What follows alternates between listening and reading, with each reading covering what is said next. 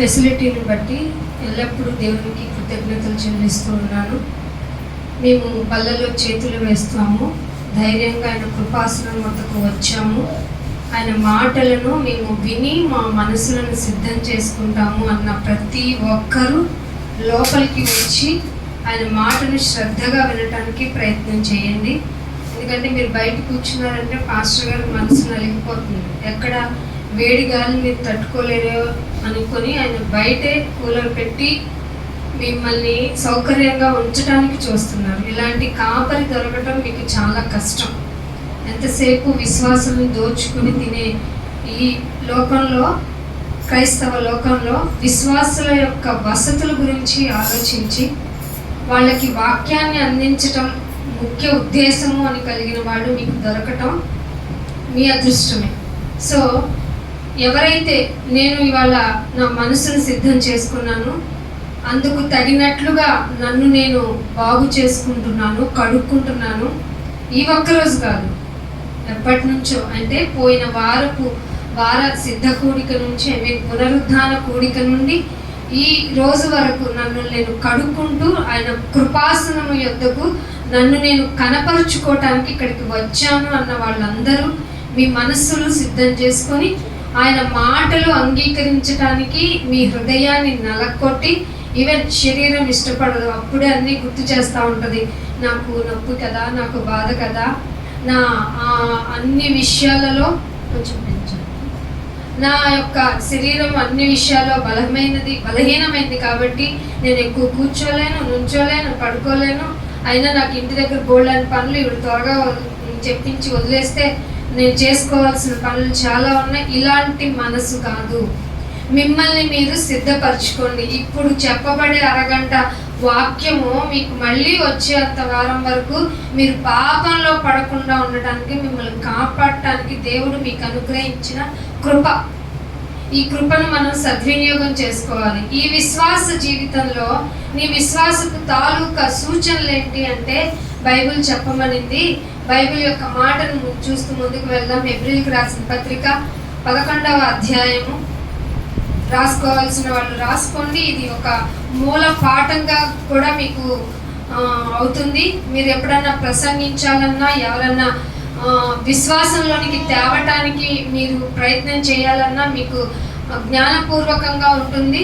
So శ్రద్ధగా వినండి. వాక్యపు యొక్క శ్రద్ధ నాకు తెలియదేమో కానీ దేవుడికి తెలుసు. 11వ అధ్యాయం చూడండి, మొదటి వచనం. అందరూ తీశారమ్మా? అందరూ తీసి మీరు చదువుకోండి. ఒకళ్ళు నాకు సపోర్ట్ చేస్తారు. చదవండి. విశ్వాసం అన్నది ఏంటంట? విశ్వాసం అన్నది ఎవరన్నా చెప్పారు విశ్వాసం అనగా కన్నయ్యి విన్నయ్యి నాకు జరిగింది అని చెప్పారు కదా. మనం కూడా చెప్పాం ఎన్నో రూపాయలుగా, సాక్ష్య రూపం అంటూ.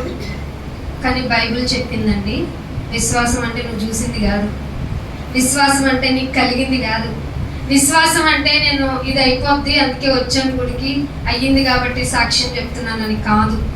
అవన్నీ నువ్వు జస్ట్ ఎంటర్ అయ్యేటప్పుడు తెలుసుకున్నవి మాత్రమే.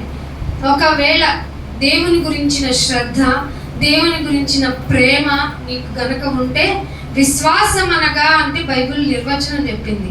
మనకి స్కూల్లో ఉన్నప్పుడు 1 word ఆన్సర్స్ ఉండేవి. ఆ ఆన్సర్లో చక్కగా సింపుల్గా వాట్ ఈస్ వాట్ అంటే దిస్ ఈస్ దట్ అన్నట్టుగా ఉండేవి. అలాగే విశ్వాసం అన్నది ఏంటంట? నిరీక్షింపబడు వాటి యొక్క నిజ స్వరూపం. అసలు కనపడదా? నిరీక్షించేదేంటి? నిరీక్షణ ఎప్పుడన్నా కనపడిందా? మనుషుల గురించి మనం వెయిట్ చేయడం కనపడేది.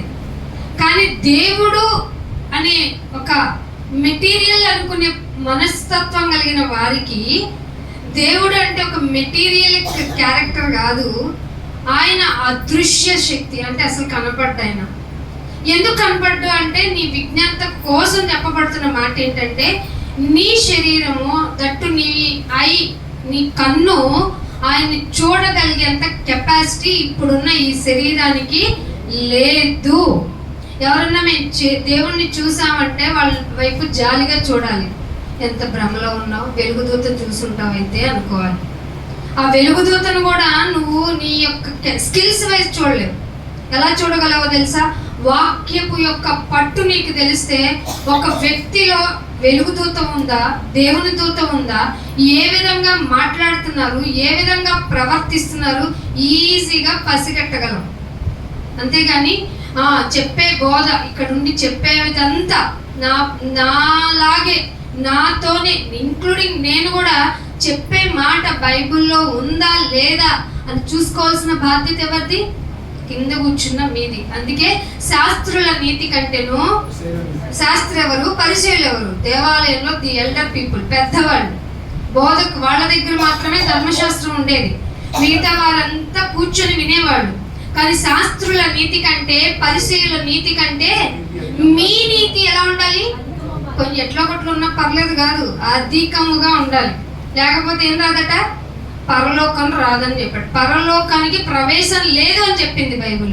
సో ఏమిటట? నిరీక్షింపబడు వాటి యొక్క నిజ స్వరూపము అదృశ్యమైనవి. గాలి గాలి కనపడిందా? కనపడదు. వెలుతురు కనపడదు. కరెంటు ఎందుకు కనపడదు? పట్టుకుంటే తెలియదా ఏంటి? పట్టుకుంటే తెలుస్తుందా లేదా? ఒకవేళ దేవుణ్ణి చూడాలి అనుకుంటే కూడా మన పరిస్థితి అదే ఈ లోకంలో ఉంటే. ఆనాడు ధర్మశాస్త్రపు మాటల్ని వ్రాయించుకొని కిందకి కొండ మీద నుండి క్రిందకి దిగి వస్తున్న మోషే ముఖాన్ని ఆ ఇశ్రాయేలీలు చూడలేక, నువ్వు త్వరగా పక్కకెళ్ళి నేను చూడలేకపోతున్నావు. ఆయన యొక్క రిఫ్లెక్షన్ లైట్ పడితేనే మోషే గారి ముఖాన్ని వాళ్ళు చూడలేకపోయారు. అంటే అదృశ్యుడైన ఆయన లక్షణాలని నువ్వు అణువణువున పుంజుకోవాల్సిన నీవు దృశ్య రూపమైనటువంటి క్రియల వల్ల నమ్ముతాను అంటే నీ విశ్వాసం టెంపరరీ. సో నీ విశ్వాసం టెంపరరీగా ఉంటే ఆ విశ్వాసం వల్ల నీ క్రియలు కూడా టెంపరరీగానే ఉంటాయి. అంటే పర్మనెంట్గా ఆయనలో ఉండాలనిపించదు. వాక్యం యొక్క ఆలోచన నీలోకి విత్తి మొలకను వేయించదు. అంటే విశ్వాసంలో తీవ్రతను కలిగించదు. ఉన్నాయి, అదృశ్యమైనవి ఉన్నాయన్నట్టుకి రుజువు. ఇప్పుడు ఇంతకీ విశ్వాసం ఎవరిలో ఉంటుంది? మనం ఎవరి గురించి చెప్తాం విశ్వాసం అనగానే? టక్కుని చెప్పండి ఎవరన్నా. అబ్బా మీరు మరీ వెళ్ళిపోతున్నారు. కరెక్టే. మామూలుగా వాడుకలో ఒకళ్ళని చూసి అంటాం, ఏం చెప్పండి? కుక్క ఎంత విశ్వాసంగా ఉంది. మనిషి అస్సలు నో వర్డ్స్, వాడికి విశ్వాసం లేదు. కుక్కకి ఒక బిస్కెట్ వేస్తే విశ్వాసంగా ఉంటుంది. విశ్వాసము చూపించాల్సింది, ఉంచుకోవాల్సింది మనిషి. కానీ దేనిలో గుర్తించాడు మనిషి? తనలో గుర్తించాల విశ్వాసాన్ని. ఎక్కడ చూశారు? జంతువులో చూశాడు. జంతువులో విశ్వాసాన్ని చూసి నీలో విశ్వాసం ఏమనుకున్నాడు? మనిషి ఏం విశ్వాసంగా ఉండడండి. ఎంత ఉప్పు తిన్నావు కదరా, మాత్రం విశ్వాసం చూపించను నేను విశ్వాసం. ఉప్పు తిన్నాను కాబట్టి. ఎవరిని ఇంతకి నువ్వు? మనిషి. ఎవరండి? అంత డేంజర్ మనం. సో కుక్కలు మంచివే, గేదెలు మంచివే, అసలు జంతువులు అంటేనే మంచి. కానీ మనం అనుకున్నాం మనిషి అంటేనే మంచింది. తప్పు. దృశ్యమైనవి కాదు, అదృశ్యుడైన దేవుడు ఉన్నాడు అనడానికి నీ విశ్వాసం రిజంబుల్ చేయాలి. నీ క్రియలు ఇంప్లిమెంట్ చేస్తే అవును కదా దేవుడు ఉన్నాడు ఇదిగో వీళ్ళని చూస్తే తెలియటంలా అని చెప్పుకోవడానికే విశ్వాసం ఉండాలి. మరి ఎలా ప్రవర్తిస్తారు? వాళ్ళు విశ్వాసులై ఉన్నారని ఎలా తెలుస్తారు? వాళ్ళు వాక్యములో ఎక్కువ ఇంట్రెస్ట్ చూపించాలి. అందుకనే ఒక మాట చూపిస్తాను. 1 కొరింథీయులకు రాసిన పత్రిక 16వ అధ్యాయం 1 కొరింథీయులకు రాసిన పత్రిక 16వ అధ్యాయం 13వ వచనం చూడండి. మెలకువగా ఉండుడి. ఏం చేయాలి? ఎక్కడ? ఇంట్లో అయినా, వీధిలో అయినా, ఎక్కడైనా, పనిలో అయినా, ఎక్కడైనా, అన్యులతో ఉన్నా, ఈవెన్ భార్య భర్తతో ఉన్నా, భర్త భార్యతో ఉన్నా, పిల్లలు తల్లిదండ్రులతో ఉన్నా, అసలు మనం మనుషులతో ఉంటే ఎలా ఉండాలట? మెలకువగా ఉండండి. ఎప్పుడు ఎవరి ద్వారా సాతాను వారిలో ప్రవేశించి మనల్ని పరితాపం చెందేలాగా చేస్తారో తెలియదు. యేసుప్రభు వారిని ఎవరు పట్టించారు? శిష్యుడు. ఒక శిష్యుడు, మంచి శిష్యుడు డబ్బు సంచి అప్పగించేశాడు. ఆ శిష్యుడు యొక్క విశ్వాసతను చూసి డబ్బు నీ దగ్గర పెట్టుకున్నా అన్నాడంట. ఏం చేశాడు?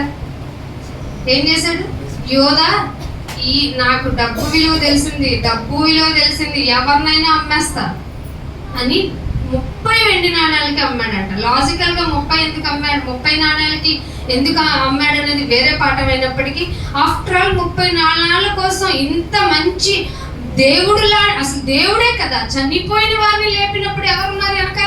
ఈయనే ఉన్నాడు కదా. గుడ్డి వారిని లేపినప్పుడు ఎవరున్నారు? ఈయనే ఉన్నాడు కదా.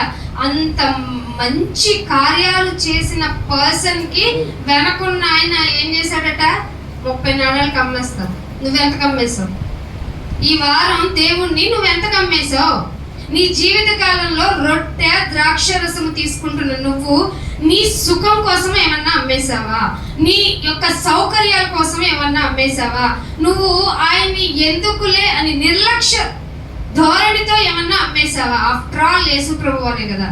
ఆఫ్టర్ ఆల్ కదా. ఏముంది, ఆయన కనపడతాడా? కనపడితే తిడతాడా? కొడతాడా? ఏముంది, మహా అయితే క్షమిస్తాడు కదా అని అనుకుని అంట విశ్వాసం అందు మెలకువ లేకుండా నిద్రపోబట్టి జరిగే పనుల గురించి మాట్లాడాడు. అదే కొరింథీయులకు రాస్తూ మొదటి పత్రికలో ఆయన ఏమన్నాడు? మెలకువగా ఉండండి. మెలకువగా ఉండి ఏం చేయాలి ఆయన? విశ్వాసం అందు ఎలా దేని ఉండాలి? నిలకడ ఉండదా విశ్వాసంలో? లేకపోతే మెలకువ లేకపోతే ఖచ్చితంగా ఉండదు. అందుకే చాలా విశ్వాసి అయిన వాళ్ళు చాలా అప్రమత్తంగా ఉండాలి. మిమ్మల్ని మీరు మోటివ్ చేసుకుని ఉండాలి. నీ శరీరంతో నువ్వు మాట్లాడుకుంటూ ఉండాలి. అది అడుగుతున్న సుఖాలను గమనిస్తూ ఉండాలి. అది భోగానికి అడుగుతుందా, లేకపోతే సౌకర్యం కోసం అడుగుతుందా, సుఖాని కోసం అడుగుతుందా? ఇవన్నీ నువ్వు జ్ఞాపకంలో పెట్టుకొని నిన్ను నీవే పరీక్షించుకో అందా లేదా బైబిల్? అది ఎప్పుడు చెప్పబడిందండి? ఎప్పుడు చెప్పబడింది అన్నమాట? మీరు ఈ రొట్టెను తిని ఈ ద్రాక్ష రసం తీసుకునే టైంలో మిమ్మల్ని మీరు పరీక్షించుకుంటున్నారా? పరీక్షించుకుంటున్న నీవు ఆయన్ని అమ్మేసావా లేదా అనేదే పరీక్ష. అదృశ్యుడైన ఆయన నిన్ను చూస్తున్నాడని తెలిసి కూడా ఆయనలో నిలకడగా విశ్వాసంలో ఉండాల్సి, మెలకువగా ఉండాల్సిన నీవు నిద్రలోనికి జోగిపోయి లోకపు మత్తులోనికి వెళ్ళిపోయి ఆయన గురించిన ఆలోచనను పక్కకు పెట్టి శరీర యొక్క క్రియలకు ప్రాముఖ్యతను ఏమన్నా ఇచ్చామా? ఇప్పుడు నువ్వు నేను పరీక్షించుకోవాలి. అందుకనే ఏమంటున్నాడు? విశ్వాసమందు నిలకడగా ఉండండి, పౌరుషంగా ఉండండి. ఎవరిలో? నేను దేవుడి మాటే వింటాను, దేవుడి కొరకే బ్రతుకుతాను. ఈ శరీర కోరికలను, తుచ్చమైన ఈ శరీర కోరికలను తుచ్చివేస్తాను. అబ్బే మనకు రుచించదు, ఉప్పు లేని కూరలాగా ఉంటాయి.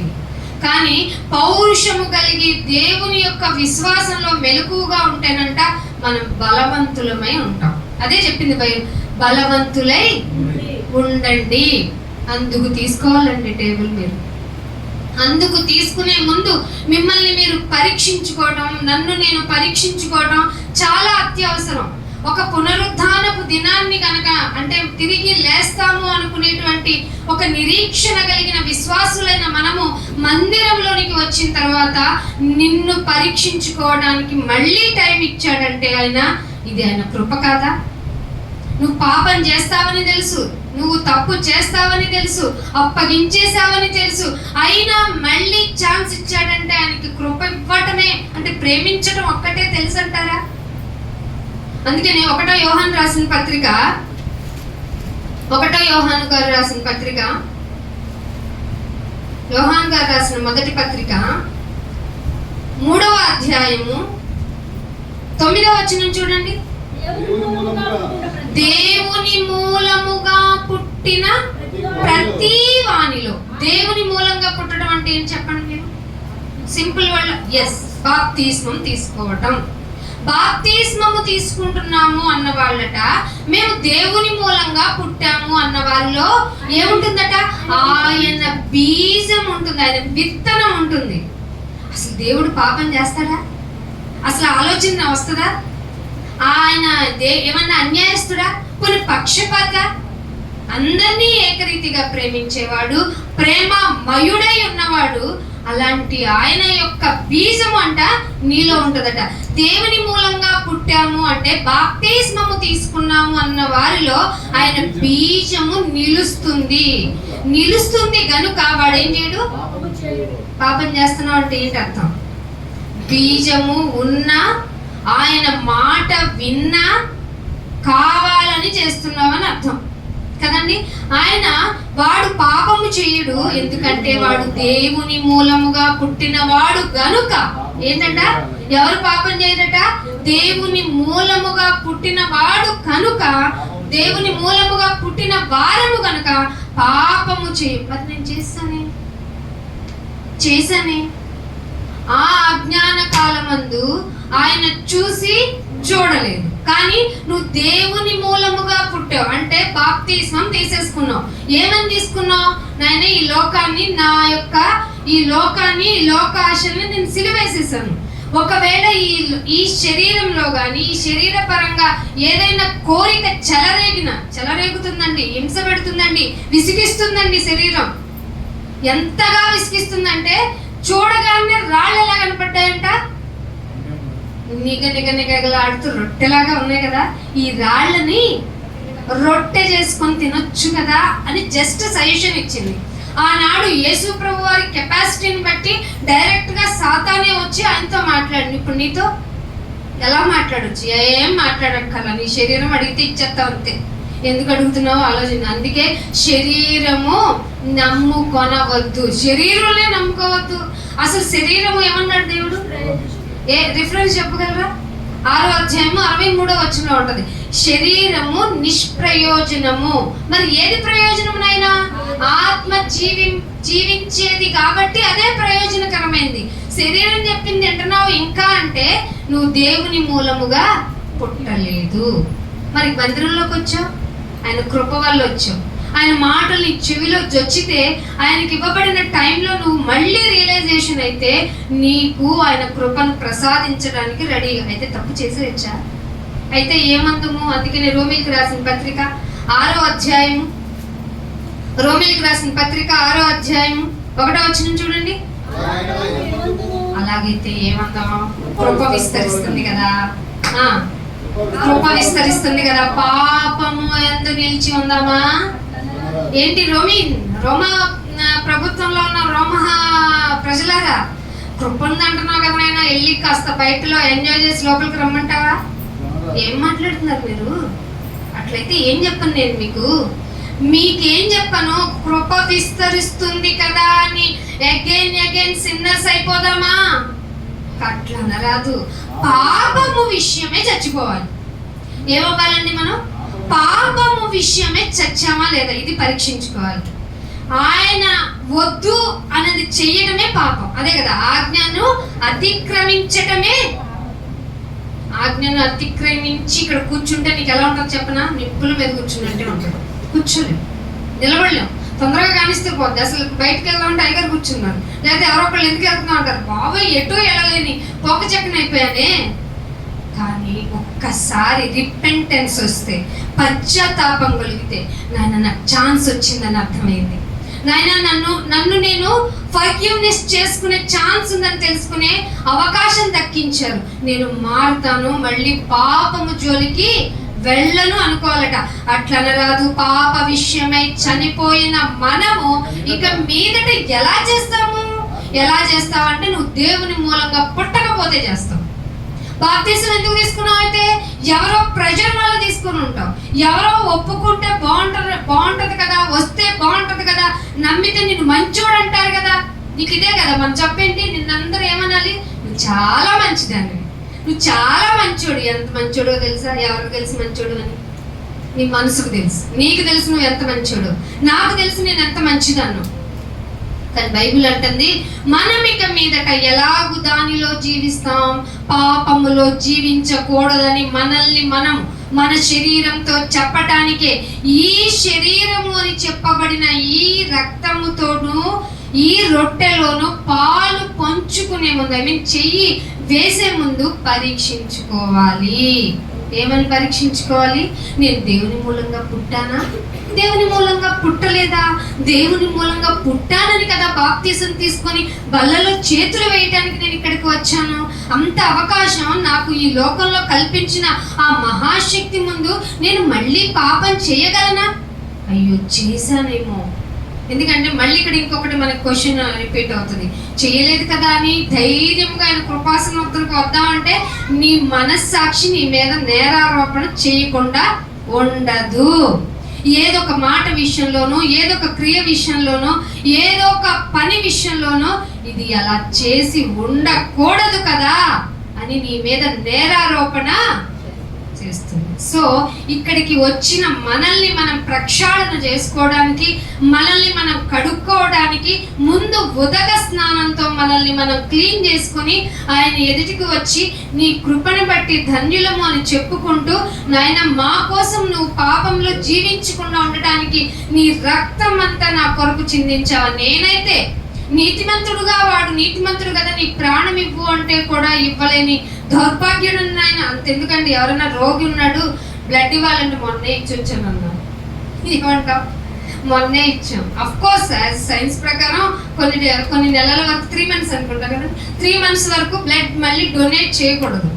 మరి ఎందుకంటే అది మళ్ళీ నీకులో డెవలప్ అవడానికి టైం పడుతుంది కనుక, లేకపోతే నీకు రక్తహీనత వచ్చి నువ్వు పోతావు కాబట్టి అంత టైం పీరియడ్ పెట్టారు. కానీ కామన్గా మంచి ఆరోగ్యవంతుడైన బ్లడ్ ఇవ్వు అన్నారు ఇస్తారండి. అమ్మ నేను నీరసం అయిపోద్ది నా వల్ల కాదు అంటారు మంచిగా. కానీ ఒక మనం ఎంత చెడ్డవారమనో తెలిసి, మనం ఎంత అనీతిమంతులమో తెలిసి, మనం ఎంత దౌర్భాగ్యులమో తెలిసి, నువ్వు పుట్టక ముందే మనకు తెలిసిన తల్లిదండ్రులు ఏం చేస్తారు? పుట్టక ముందే బిడ్డ పేరును బిల్డింగ్ రాసా, పుట్టక ముందే పిల్ల పేరుని ఆస్తులు ఉంచా, పుట్టక ముందే కొంతమంది పాపం తల్లిదండ్రులు వాళ్ళు ధన్యులండి అప్పులు ఉంచుతారు, రోగాలు ఉంచుతారు. కానీ కొంతమంది మంచి తల్లిదండ్రులు ఏం చేస్తారు? పుట్టక ముందే వాళ్ళది ఇది అని రాయించాను అని చెప్తారు. కానీ పుట్టక ముందే నువ్వు చెడ్డోడు అని తెలిసి నీ కోసం ఈ లోకమే చేయలేని గొప్ప త్యాగాన్ని తన ఇష్ట కుమారుడు చేత చేయించిన ఆ తండ్రి గురించి, ఆ తండ్రి ప్రేమ గురించి ఆలోచించా? అబ్బే మాకు ఈ లోక ప్రేమలు, ఈ లోకంలో జీవించే వ్యసనాలు, ఈ లోకపరంగా భోగ భాగ్యాలు, వీటి పరంగా మాకు ఎంత అవేర్నెస్గా ఉండాలో, ఎంత ముందడుగు ఉండాలో, దీని కొరకు తల్లిదండ్రులైనా లెక్క చేయకుండా, బంధుమిత్రులైనా లెక్క చేయకుండా ఒంటరిగా లోక ప్రేమ అంటూ ముందుకు వెళ్ళిపోవడం మాకు తెలుసు. కానీ దేవుని ప్రేమ అంటే త్యాగం చేయటము, మంచివారు కాదని తెలిసిన, చెడ్డవారని తెలిసిన, వీళ్ళు తప్పకుండా పాపం చేస్తారు అని తెలిసిన మనల్ని పుట్టించుకొని మళ్ళీ ఛాన్స్ ఇవ్వటం, ఇది కదా దేవుని ప్రేమ. ఈయన కదా పెట్టాలి ప్రేమ మయుడు అని ఆలోచించండి. మనం ఇలా ప్రవర్తించలేము గనక దేవుడు మనకిచ్చిన ఆ త్యాగాన్ని, ఆ కృపని మనం గుర్తు చేసుకుంటూ, నాయన నేనెంత మంచివాడినో నాకు అర్థమవుతుంది. నా మంచి మనుషులు అందరూ బాగున్నప్పుడు మనుషులందరి ఎదుట నా ప్రేమను బాగా చూపిస్తాను. ఒక్కసారి మనుషులు వెళ్ళిపోయారంటే నాలో ఉన్న దౌర్భాగ్యుడు, దుర్మార్గుడు బయటికి వస్తాడు. 2 విధాల జీవితాన్ని నేను జీవిస్తున్నాను నాకు తెలిసి. సో నన్ను కాపాడండి, నన్ను రక్షించండి, పాపములో పడకుండా నన్ను స్థిరముగా ఉండే విశ్వాసమును నాకు ఇవ్వండి అని ప్రార్థిస్తూ, మనసులను సంసిద్ధం చేసుకుంటూ మీరు బల్లలో చేతులు వేస్తున్నారా? ఇది కదా మనం ఆలోచించుకోవాలి. అందుకే ఇంకొక మాట చూపిస్తాను. యాకోబు రాసిన పత్రిక 2వ అధ్యాయము. యాకోబు రాసిన పత్రిక, బైబిల్ అందరూ తీయండి. అక్షర జ్ఞానం ఉన్నవాళ్ళు కూడా పలుకుంటూ అయినా చదువుకోవడానికి చూడండి. 2వ అధ్యాయము 19వ వచనం. దేవుడొక్కడే అని నమ్ముతున్నాం కదా మనందరం. ఏం చెప్తాం? దేవుడు ఒక్కడేనండి. ఒక్కడే. బైబిల్ ఏం చెప్పింది తెలుసా? దేవుడు ఒక్కడే. నువ్వు నమ్ముతున్నావా? నీకు ఒక విషయం షాకింగ్ చెప్తా చూడని. నువ్వు నమ్ముచున్నావు, అలాగూ నమ్మటం మంచిదే. అమ్మయ్య, మీరు దాన్ని నమ్మడం అలా మంచిదే. నీకొక దేవుడు, నాకొక దేవుడు, వీరికొక దేవుడు, ఊరికొక దేవుడు, ఇంటికొక దేవుడు అట. ఎవరిని? మీ ఇలవేల్పు ఎవరండి? ఇంటిలో వేల్పులు, ఇంటిలో ఆరాధించుకునేవారు. మీ ఇంటికి ఒక దేవుడు, ఇంటికి ఒక దేవుడు, ఒంటికొక దేవుడు, వీధికి ఒక దేవుడు ఎందుకు ఉంటాడండి? మరి నీ ఇంటిలో ఒక దేవుడు ఉంటే నీ ఇల్లు కదా రూల్ చేయాలి, సూర్యుని రమ్మనటానికి. అలా అవుతుందండి? సూర్యుడు నువ్వు రమ్మంటే రాడు, పొమ్మంటే పోడు కదా. చంద్రుడు నువ్వు రమ్మంటే రాడు, పొమ్మంటే పోడు కదా. ఎక్కడున్నావయ్యా నాయన అని చలికాలం వెతుక్కుంటాం సూర్యుడిని. ఎందుకు వచ్చావు నాయన అని ఎండాకాలం వెతుక్కునే బతుకులు మనవి. ఇంటికో దేవుడా? ఎలా అండి? ఎందుకంటే అంత అతిభక్తి మీకు? దేవుడు ఎలా ఉండమన్నాడో అలా ఉండొచ్చు కదా. అందుకే అంటున్నాడు, దేవుడు ఒక్కడని నీవు నమ్ముచున్నావు. బతికిపోయారమ్మా. ఇది నమ్మడం మంచిదే, కానీ మీకు విషయాలు తెలియాలి. అండర్లైన్ చేసుకోండి. దెయ్యములు కూడా మీరు నమ్మి వణకటల్లా, మీరు నమ్మారంతే. వణికే వాళ్ళని చూపించండి. అమ్మో ఆదివారం, అమ్మో శుక్రవారం, అమ్మో ఏమండి కూడిక పెడితే మీరు రాలేరా? ఉద్యోగాలు మానుకొని పర్మిషన్లు పెట్టుకొని మీకోసం వాక్యం అందించాలని ఎక్కడెక్కడి నుంచో పరిగెత్తి వస్తే ఈ వీధి నుంచి పక్క వీధికి, ఈ ఊర్లోనే మీకు ఎన్నో పనులు ఉన్నాయన్నమాట. అంటే పని లేని వాడు వచ్చే బోధిస్తాడు, పని లేని వాళ్ళు వచ్చి అక్కడ కూర్చుంటారు. మీరు ఇంకేం సిద్ధపాటు కలిగి ఉన్నారు? అసలు వాక్యము వినుటకు వేగిరపడి రావాలి మీరు. అందుకే అంటున్నాడు, దెయ్యములు కూడా నమ్ముతున్నాయి ప్లస్ వణుకుతున్నాయి. మీరు వణుకుతున్నారా? మీ విశ్వాసం వల్ల లాభం ఏంటైతే? దేవుడు ఒక్కడే నమ్మారు, మంచిదే. మరి దెయ్యాలు కూడా వణుకి నమ్ముతున్నాయి. వావి గొప్పవా, మనం గొప్పలమా? మీరేమో యేసు రక్తం చేయంటే దెయ్యం పోద్దంటారు. యేసు రక్తాన్ని చవి చూచింది. అది రక్తము చిందించబడకుండా ఏమవదు? పాప క్షమాపణ కలగదు. అంతలాగా అది రక్తం చవి చూస్తే యేసు రక్తమే జయం అనగానే దెయ్యం పోతుంది. అంటే నీ విశ్వాసం ఎక్కడుంది? దెయ్యాలు నమ్మి వణుకుతున్నాయి, అవి భయపడుతున్నాయి. ఆ దేవుడి యొక్క కెపాసిటీ అవి తెలుసుకున్నాయి, అందుకే వణుకు వచ్చేసింది.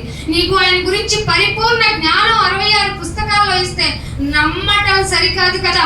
మళ్ళీ మళ్ళీ మళ్ళీ మళ్ళీ పాపం చేస్తూనే ఇక్కడికి వచ్చి బలలో చేతులు వేస్తూ మరింత అపరాధులుగా తీర్చబడుతున్నాం. అందుకే మీలో అనేకులు అన్నాడంటే ఎక్కువ మంది అండి, ఎక్కువ మంది, తక్కువ 1-2 కాదట. అనేకులు మీలో రోగులనై ఉన్నారు, నిద్రపోతా ఉన్నారు. మీరు మెలకుగా ఉండండి, విశ్వాసమందు నిలకడగా ఉండండి. అంటే నిద్రపోతాం, మాకెందుకు విశ్వాసపు గోళం? మేము నమ్మాంగా, యేసుప్రభు దేవుడు నమ్మాంగా, చాలదా ఏంటి? చాలదు. నిలకడగా ఉండాలి, విశ్వాసంలో స్థిరంగా ఉండాలి. అప్పుడే బలవంతుడి. లేకపోతే చిన్న రోగం వచ్చి, చిన్న బాధ వచ్చి, చిన్న ఆర్థిక ఇబ్బంది వస్తే అబ్బో నీ అంత బలహీనుడు ఎవరు ఉండరు. నువ్వు బలవంతుడై ఉండాలంటే ఆయన చేసిన ప్రాణత్యాగం గుర్తుంచుకోవాలి. అసలు నీకున్న శ్రమలు ఎన్న తగనివి కావని నీ మనసు నీకు చెప్పేస్తుంది, నీలో ధైర్యం కలిగిస్తుంది. ఒక చిన్న రోగానికి పోవాలి కదండి, ఎప్పటికైనా పోవాలి కదా. ఈ గుడారం ఎప్పటికైనా శిథిలం అవ్వాల్సిందే. ఇది కండిషన్. మనుషులందరూ మరణం పొందవాలని ఆయన ఆజ్ఞాపించాడు, వెళ్ళాలి. కానీ సెకండ్ మరణాన్ని తప్పించుకోగలిగిన కెపాసిటీ ఎవరికి ఇచ్చాడు? మనకిచ్చాడు. ఆయన ఆజ్ఞను పాటించకుండా రెండో మరణానికి వెళ్ళిపోవటమే, అది రెండవ మరణం. అందుకే దెయ్యాలు కూడా నమ్ముతున్నాయి. అయితే వేస్ట్ ఫెలో నేను కాదండి అంది, నేను అలా. బైబిల్ చూడండి ఏమన్నాడు అక్కడ, 20వ వచనంలో, వ్యర్థుడా. అరే వేస్ట్ ఫెలో. బైబిల్ తిట్టదనుకుంటున్నారా? బైబిల్ తిట్టదనుకుంటున్నారు? బైబిల్ తిట్టినట్టు ఇంకెక్కడా తిట్టరు, ఎవరు తిట్టరు. వ్యర్థుడా, ఏం చేస్తున్నావు? నీకు పనులేంటి అసలు? దెయ్యాలు వణుకుతున్నారా నన్ను నమ్మి? నాన్న వింటున్నావా? తల్లి నమ్మాను, వచ్చేసాను. ఎందుకు వచ్చావు? ఆర్థిక ఇబ్బందులు పోవాలి. ఎందుకు వచ్చావు? రోగం పోవాలి. ఎందుకు వచ్చావు? పిల్లలు లేరు. ఇవి నేను చెయ్యలేనని వచ్చావా? అసలు చేస్తే అనుభవించి తీసుకుని వెళ్ళిపోదామని వచ్చావు? ఏం చేద్దామని వచ్చావు? ఈ లోకపరమైన విశ్వాసం కలిగి ఉంటే నువ్వు ఎక్కడికి వెళ్ళిపోతావు తెలుసా? లోకంలో ఉన్న వాళ్ళకంటే దౌర్భాగ్యుడు నువ్వే అని చెప్పింది. 1 కొరింథీ 15:19 రాసి పెట్టుకోండి. మీరు ఏమైనా బైబిల్లో ఉంటారు, అయితే మీరు అనుదిన వాక్యాలు రాసుకుంటారు కదా. మీరంటూ ఒక వాక్యం చదువుకోరు, మిమ్మల్ని ఇన్స్పైర్ చేసే వాక్యం ఉండదు. ఎందుకంటే మీకు బైబిల్ రీడింగే లేదు. మీకు బైబిల్ రీడింగ్ ఉంటే, దేవుడు మీతో మాట్లాడుంటే, మీరు పెట్టే స్టేటస్ లో ఎవరో పెట్టింది కాపీ చెయ్యరు. ఒకవేళ అది కూడా పెడితే మీ ఓన్గా మీరేమి ఇన్స్పైర్ అయ్యారు, ఏమి బోధ నీకు ఆ వాక్యం ద్వారా కలిగింది, అది కదా పెడతారు. అది కూడా పెట్టాలి కదా. ఒక మనుషుడు తన యొక్క శరీరపరమైన ఎక్కడైనా ఫెసిలిటీని పొందుంటే దాని గురించి 10 మందికి చెప్తాడా? రెస్టారెంట్కి వెళ్ళాడు అనుకోండి, ఏం చెప్తాడు? అక్కడ ఫుడ్ ఉంటుందిరా. మరి ఎందుకు చెప్పావు దాని గురించి? ఎందుకు చెప్పావు దాని గురించి? మంచి కదా, బాగుంటది అది కదా, ఇది అన్నిటికీ మించినది కదా. దీని గురించి చెప్పకుండా, చేయకుండా ప్రచురం చేయమన్న ఆయన మాటను ఇంగింతగా లక్ష్యం చేయకుండా ఇక్కడికి వచ్చేసి బల్లలో చేతులు వేస్తే కనీసం సంఘ కూటం పెడితే ఏవో పనులున్న వాళ్ళు రానేలు వాళ్ళు పెట్టండి. ఇంటి దగ్గర ఉండి రాకపోవడం ఏమిటి? ఇక నువ్వు ఎలా సిద్ధపడి ఉంటావు? సిద్ధపడని కన్యకవా నువ్వు? అంటే నూనె పెట్టుకోవా? వాక్యం ఎంత ఇంపార్టెంటో తెలియదా? మిమ్మల్ని సత్కరించాలని సంఘం నుండి నా ఇంటికి వస్తే శరీరపరమైన ఆతిథ్యం పెట్టుకున్న వాళ్ళ సంగతి ఏం చేయమంటారు? వాళ్ళ యొక్క మర్యాదను తృణీకరిస్తారు. మీరు ఈ లోకంలో ఉన్న వారినే తృణీకరిస్తే మీకోసం మంచి చేసే వాళ్ళని ఇంకా దేవుడి యొక్క మర్యాదను మీరు ఏమి యాక్సెప్ట్ చేస్తారు? అందుకే ఏప్రిల్కి రాసిన పత్రికలో ఒక మాట ఉంటుంది చూడండి, 5వ అధ్యాయం. ఏప్రిల్కి రాసిన పత్రిక 5వ అధ్యాయము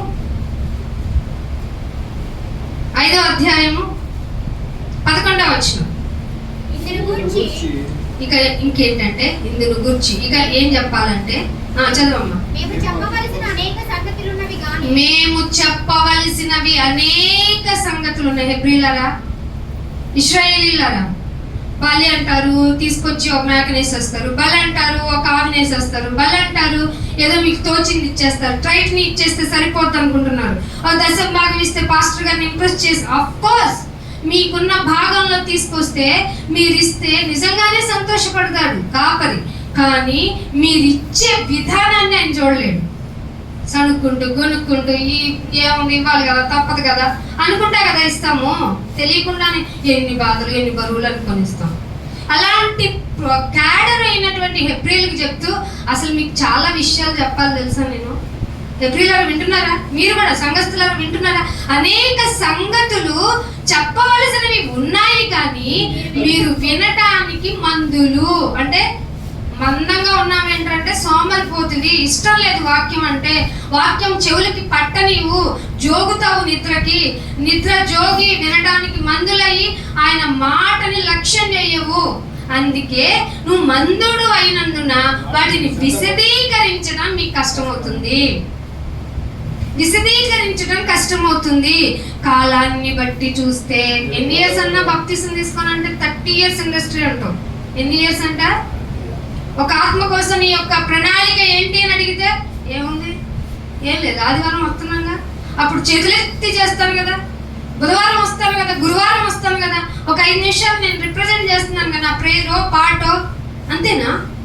ఒక ఆత్మ గురించి ఎంత కష్టమైతే ఆనందం ఉంటుందండి పరలోకంలో.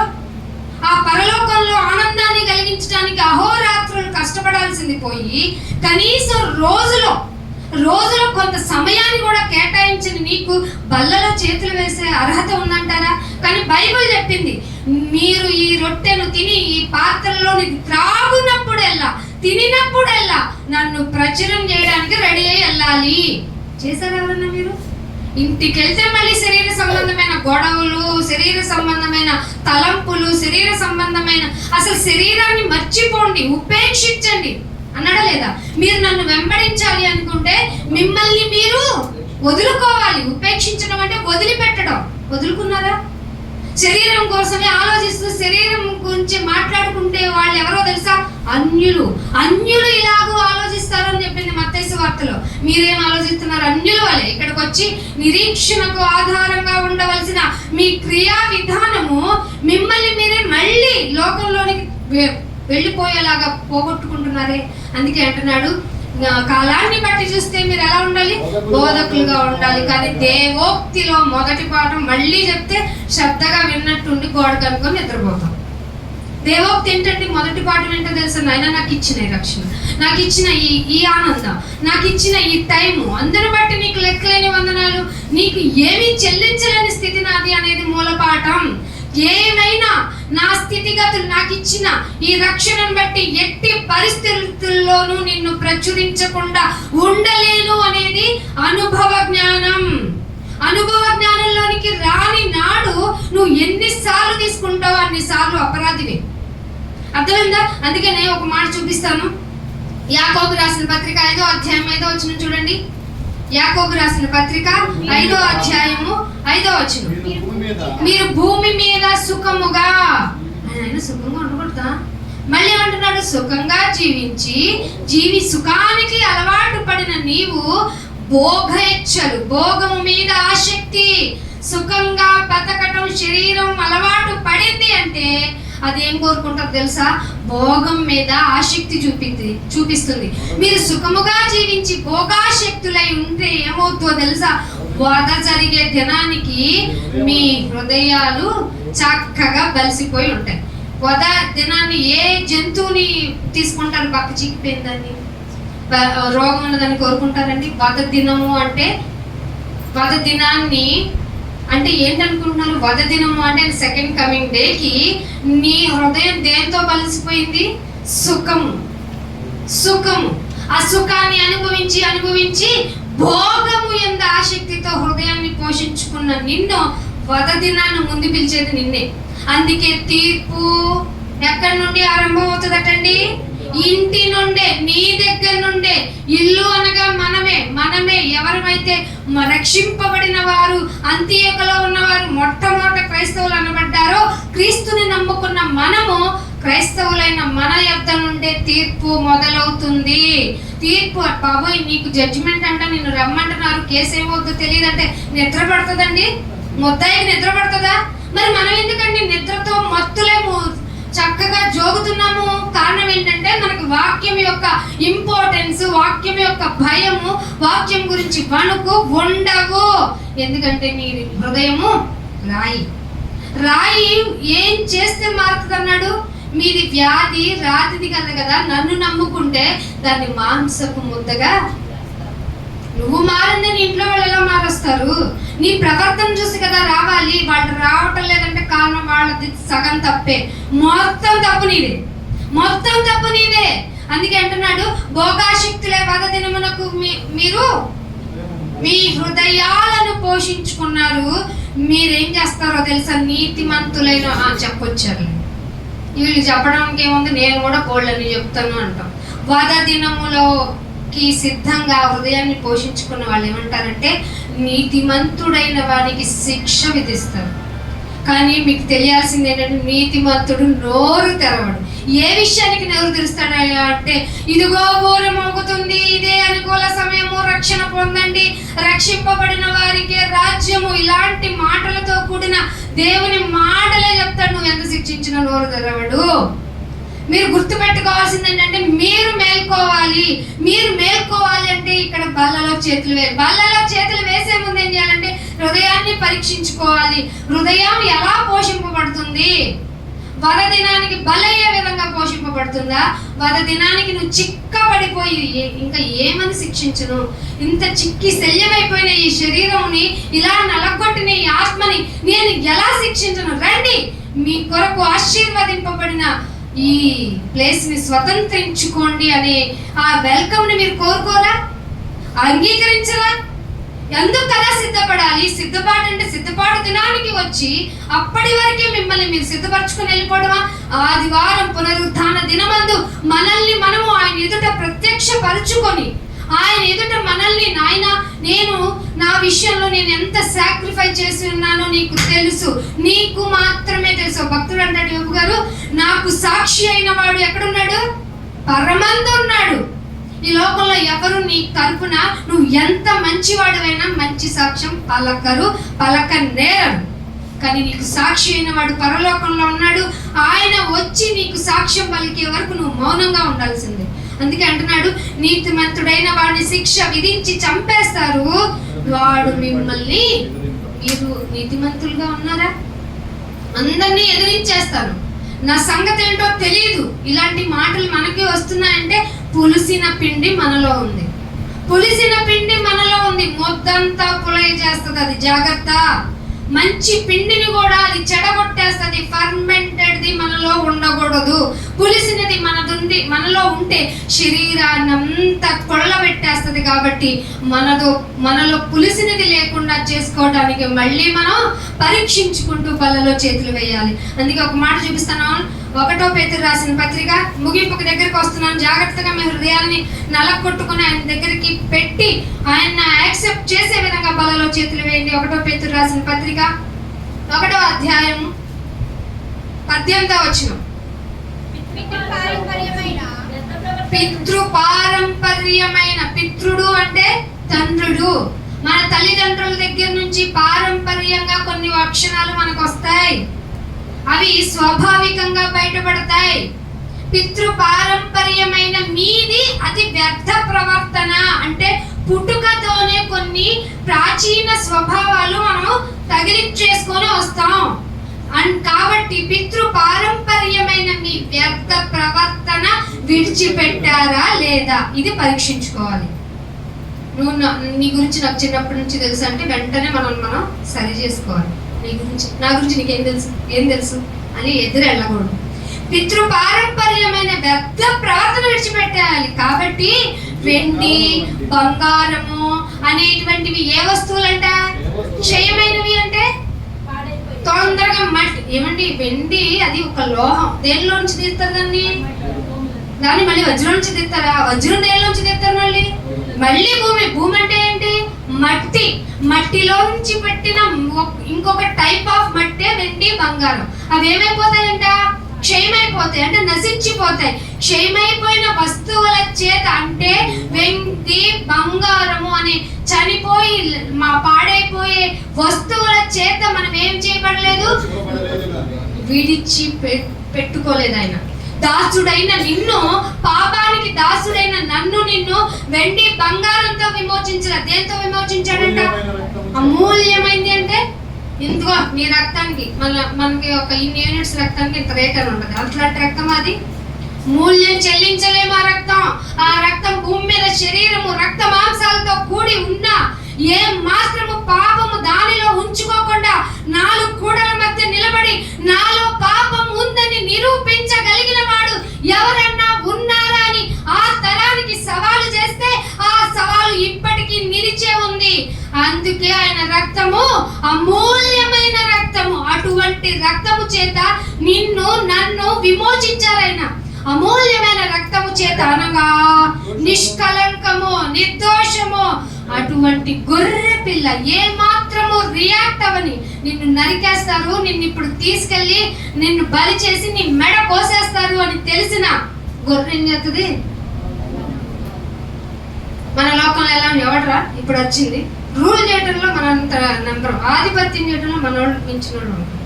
అమ్మ దేవుళ్ళు మరి మనం నెమ్మది అక్కడే ఇక్కడే ద్వంద్వ మనస్తత్వం మార్చుకున్నామా లేదా పరీక్షించుకుందాం. నిష్కలంకము గొర్రె పిల్ల వంటి క్రీస్తు రక్తము చేత విమోచించబడ్డామని నువ్వు ఎరిగితే బల్లలో చేతులు వేస్తున్నప్పుడు నిన్ను నువ్వు పరీక్షించుకుంటున్నప్పుడు వణుకు కలుగుతుంది కంపల్సరిగా. అలా జరగలేదంటే, అలా అవ్వలేదంటే, అలాంటి అనుభవ జ్ఞానం నీకు లేదంటే నువ్వు అపరాధివి అవ్వటానికే బల్లలో చేతులు వేస్తున్నావు. అందుకే యోహాను రాసిన పత్రిక 6వ అధ్యాయం, లాస్ట్ రిఫరెన్స్ యోహాను సువార్త 6వ అధ్యాయము 56 నుంచి చూద్దాం. 56వ వచనం చూడండి అందరూ. నా శరీరము తిని తిన్నావా? శరీరాన్ని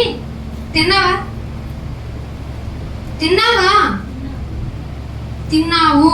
శరీరం అనుకొని తిన్నావా? రొట్టె కదని పంట కింద వేసి పల నవ్వులేసావా?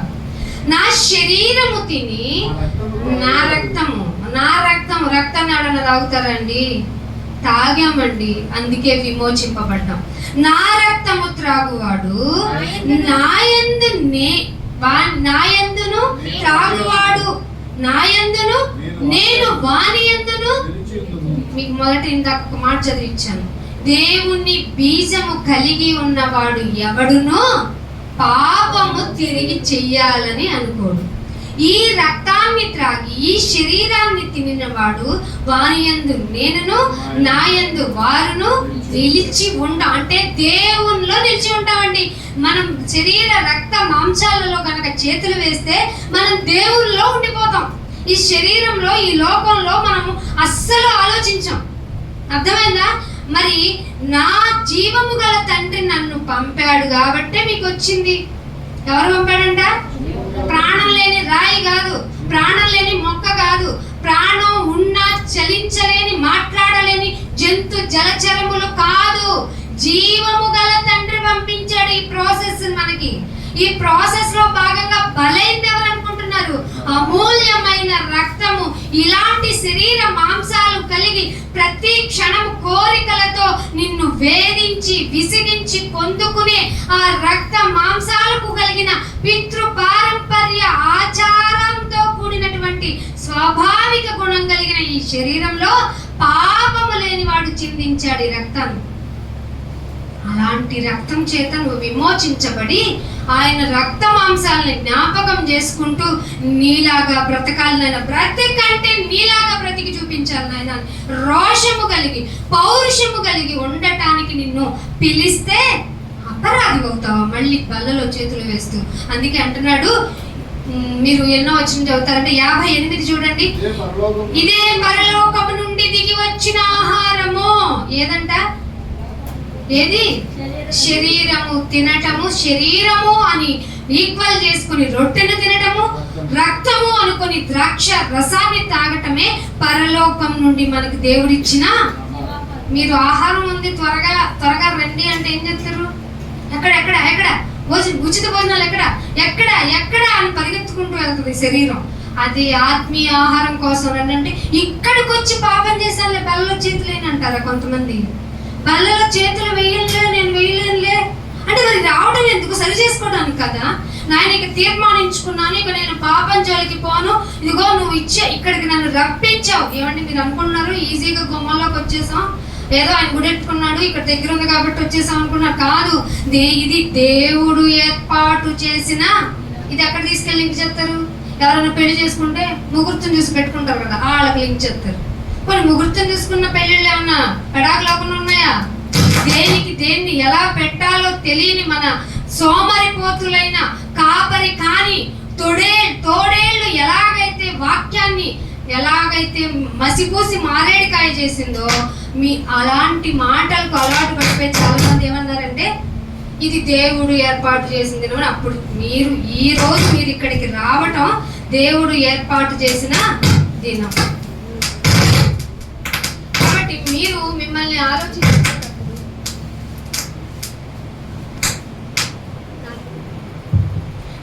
మీరు ఆలోచించుకునేటప్పుడు ఏం చేయాలి? నాయన ఈ రోజు నాకు ఇచ్చింది నా కొరకు ఏర్పాటు చేయబడిన. మీరు మళ్ళీ సోమరిపోతుల నిద్రలో మధ్యలోనికి వెళ్లకుండా జాగ్రత్తగా వినండి. మీకు దేవుడు ఏర్పాటు చేసిన దినమే ఆయన రక్త మాంసాలు తీసుకోవటానికి, అంటే మళ్ళీ మనల్ని మనం పరీక్షించుకోవటానికి. ఎప్పుడైనా ఎవరికైనా అధికారికి లెటర్ ఇవ్వాలంటే ఎన్నిసార్లు చదువుకుంటామండి? మరి మనల్ని మనం దేవుడి దగ్గర కనపరచుకోవాలంటే ఏమందలే నాయన వచ్చేస్తాను, నువ్వు అన్ని చూసి మసి తీసేసేవాడివి కదా, అందుకే కృప ఉంది కానీ పాపం మళ్ళీ చేస్తామా? పాపంలో జీవించుంటామా? సో నన్ను నేను పరీక్షించుకోవడానికి సెకండ్ ఛాన్స్ ఇచ్చావు నాయన. ఇలా సో మెనీ ఛాన్సెస్ ఇస్తున్నావు అంటే కృప విస్తరించింది అంటే పనిష్మెంట్ ఆఫ్టర్ చాలా ఎక్కువ ఉంటది మారకపోతే. సో ఇచ్చిన దానిని సద్వినియోగం చేసుకుంటూ ఆయన బల్లలో చేతులు వేయాలంటే అంట ఈ విషయం, ఈ ఉపదేశం ఎక్కడ చేశాడంటే ఆయన కపెర్నహూములో ఉన్నటువంటి మందిరంలో చెప్పాడంట. మందిరంలో ఎవరు ఉంటారు? ఆనాటి శాస్త్రులు ఉంటారు, పరిశీలు ఉంటారు, గొప్పవాళ్ళు ఉంటారు. మంచిగా వచ్చి తినేసి వెళ్ళిపోవడం, నేర్చుకొని బద్దకస్తులే సోమరిపోతులే ఒళ్ళు మందమైపోయిన వాళ్ళు ఉంటారు. వాళ్ళ మధ్యకి వెళ్ళి నన్ను తినేయండి, నా రక్తం తాగండి అంటే కింద ఏమన్నారంట? ఆయన శిష్యుల్లో అనేకులు ఆ మాట విని, బాబోయ్ ఇది కఠినమైన మాట. ఏమంటామండి దేవుల్లో? రక్త మాంసం తినటం అంటే ఈజీ, కానీ తిన్న తర్వాత పరీక్షించుకుంటూ జీవితం గడపడం అంటే చాలా కష్టం అని మీలాగా అప్పుడే వెళ్ళిపోయారంట. కఠినమైన మాట ఇది ఎవడు వింటారు అని చెప్పుకోలేదు, సణుక్కున్నారంట. ఎవడైనా రక్తం తింటాడా? ఎవరైనా రక్తం తాగుతాడా? రక్తం తాగి రొట్టెను అనుకుని శరీరం అనుకుని రొట్టెని తినేసి వెళ్ళిపోయి లోకంలో పాపం చేయకుండా ఉండటం అంటే అసలు అవుతుందా? లోకంలోకి వెళ్ళి ఎలా ఉండాలో తెలుసా? అబద్ధం ఆడకపోతే రూపాయి దొరుకుద్దా అండి? నిజాయితీగా ఉంటే రూపాయి వస్తుందా అండి? రాదు అని లోకం చెప్తుంది. కానీ దేవునిలో ఉండి చూడు, దేవుని ప్రకారం ఉండి చూడు, నేను నిన్ను పోషించుకునే పోషకుడని.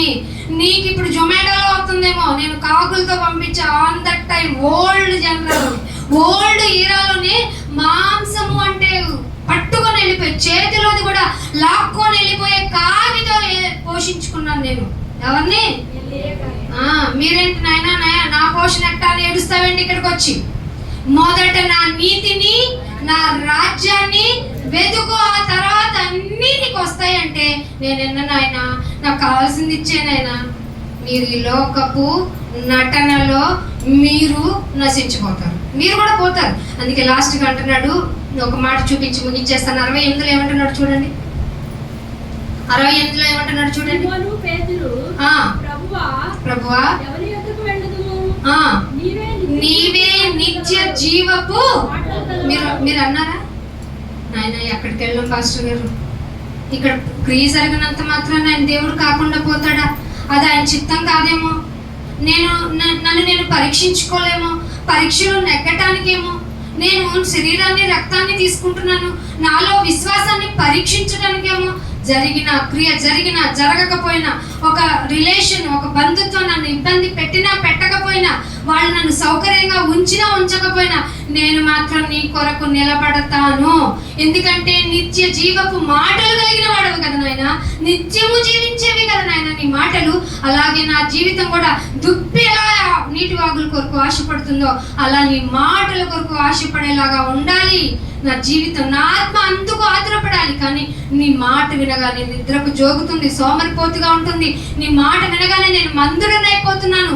దయతో నన్ను నేను పరీక్షించుకుంటున్నాను, నా పాపాన్ని ఒప్పుకుంటున్నాను, నీ బలలో చేతులు వేస్తున్నాను.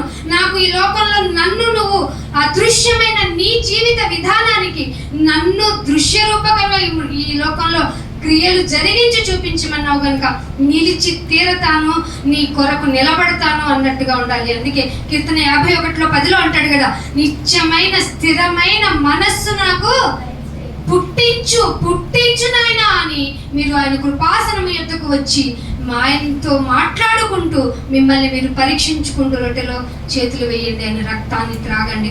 అప్పుడు మీలో వేదన పుడుతుంది, మీలో మంట పుడుతుంది. ఎలాగైనా ఆత్మ రక్షణ కోసం నా ఇంటి నుండి నేను సువార్తను ప్రారంభించాలి, నేనే ఒక సువార్త పత్రికగా ఉండాలి, నన్ను నేను ఆయనకు బలి అవ్వాలి. ఇదిగో నేను బలి అవ్వటానికి వచ్చిన నిజమైన గొర్రె పిల్లను నేనే అని ఆయనకి సమర్పించుకుంటాం.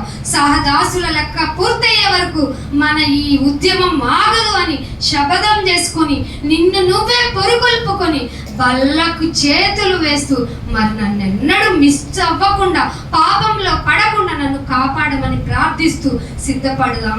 అలా సిద్ధపాటు కలిగిన మనసు దేవుడు మీకు అందరికీ దయచేయాలని కోరుకుంటూ నా మాటలు ముగిస్తున్నాను. ప్రార్థన చేస్తాను. కళ్ళు మూసుకోండి. మీ యొక్క శరీరాలను నలగొట్టండి. ఆత్మలో ఆయన చేసిన త్యాగాన్ని గుర్తు చేసుకోండి. ఎలాగైనా నన్ను నేను అలా మార్చుకుంటానైనా, అలాగే నన్ను ఉండమన్నావు కనుక నా శరీర కోరికలు నేను ఏ మాత్రము లక్ష్య పెట్టను అనుకుంటూ మిమ్మల్ని మీరు పరీక్షించుకోండి. ఇదిగో రక్షణ పొందని వారు ఎవరైనా ఉంటే ఇదే అనుకూల సమయం. మారండి. పళ్ళకు తీసుకుంటే మనం సేఫ్ జోన్లో ఉంటున్నట్టు, లేదా నరకం మీ ఇంటి ముందే ఉంది. కాబట్టి ప్రార్థన చేస్తున్నాను. తండ్రి, మీకు ఎంతో వందనాలు. ఈ దినం ఇచ్చావు అంటే నువ్వు ఏర్పాటు చేసుకున్న దినం. దీన్ని నిర్లక్ష్యం చేసుకోకుండా మాకు మంచి మనసును, స్థిర మనసును ఇచ్చి ఇక్కడ కూర్చుండబెట్టారు నాయన. వాక్యము అంటే నిత్య జీవం కలిగిన నీ నుండి వేడిపోని పరిస్థితులు నాయన మాకు కల్పించబడిన నాయన వాటన్నిటినీ ఎదుర్కొని నాయన మెలకువ కలిగి, పౌరుషము కలిగి, బలవంతులమై ఉండుటకు మమ్మల్ని సిద్ధపరచండి. ఈ లోకంలో ఏదైనా నీ నుండి వేరు పరచకూడదు అని మమ్మల్ని మేము పురుకొల్పుకొని నాయన నిన్ను జ్ఞాపకం చేసుకుంటూ ఈ జీవితంలో ఈ జీవిత ప్రయాణం అంతా ముగించుటకు మమ్మల్ని సిద్ధపరచండి. లోపం లేని గొర్రె పిల్లనే నువ్వు కోరుకుంటావు. అలాగే ఈ లోకంలో ఉన్నప్పుడే మా రోగాన్ని మమ్మల్ని కుదిర్చుకొని బాగు చేసుకొని నీ ఎదుట ప్రత్యక్షం కావలసిన ఆ దినమందు, వద దినమందు నాయన మా హృదయాన్ని పోషించుకున్న వారంగా మేము ఎదుట కనపడకుండా నిర్మలమైన మనస్సాక్షి గల వారే నీ ఎదుట ఉండుటకు ఇదిగో ఈ విధంగా సిద్ధపరిచినటువంటి బల్ల కార్యక్రమానికి నాయన నీ ఎదుటికి వచ్చాం. మా హృదయాలను తెరవండి, కడగండి, పరిశుద్ధపరచండి, హిమం వల్లే తెలుపు చేయండి నాయన. మమ్మల్ని మేము మార్చుకుంటూ నీ యొద్దకు వస్తున్న మమ్మల్ని త్రోసివేయని దేవుడు గనక నిత్యము నీ కట్టడలకు లోబడే స్థిరమైన మనసు మా అందరికీ ప్రసాదించమని కోరుకుంటూ యేసుక్రీస్తు వారి అతి పరిశుద్ధమైన నామమున ఈ ప్రార్థనను అడిగి వేడుకుంటున్నాం మా పరమ తండ్రి. Amen. Thank you all of you. God bless you to all.